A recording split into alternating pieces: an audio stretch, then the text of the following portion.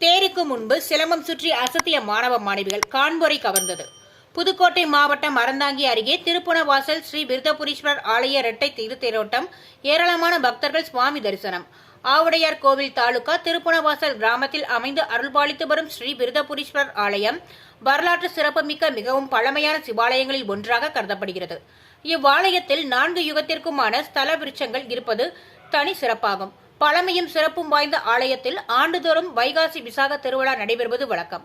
விழாவினையொட்டி இரட்டை திருத்தேரோட்டம் நடைபெறும். கடந்த 13ஆம் தேதி திங்கட்கிழமை கொடியேற்றத்துடன் விழா தொடங்கியது.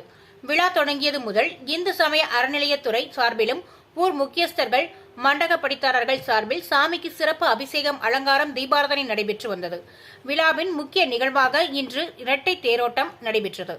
முதல் தேரில் ஸ்ரீ விருதபுரீஸ்வரர் சாமியும் அடுத்த தேரில் ஸ்ரீ பெரியநாயகி அம்பாளையும் எழுந்தருள செய்தனர். அப்போது பக்தர்கள் அரோகரா விருதபுரீஸ்வரா என்ற நாமத்தை கூறி தேரை வடம் தொட்டு இழுத்தனர். கோவிலை சுற்றி 4 வீதிகளிலும் வலம் வந்த திருத்தேர்களில் அமர்ந்திருந்து ஸ்ரீ விருதபுரீஸ்வரர், ஸ்ரீ பெரியநாயகி அம்பாள் ஆகிய சாமிகள் பக்தர்கள் பொதுமக்களுக்கு அருள்பாலித்து சென்றனர். இதில் ஏராளமான பொதுமக்கள், ஆன்மீக மெய்யன்பர்கள் கலந்து கொண்டு சாமி தரிசனம் செய்தனர். ஆலயத்தை சுற்றிலும் 15க்கும் மேற்பட்ட இடங்களில் அன்னதானம் வழங்கப்பட்டது. திருப்புணவாசல் காவல்துறையினர் 100க்கும் மேற்பட்டோர் பாதுகாப்பு பணியில் ஈடுபட்டிருந்தனர்.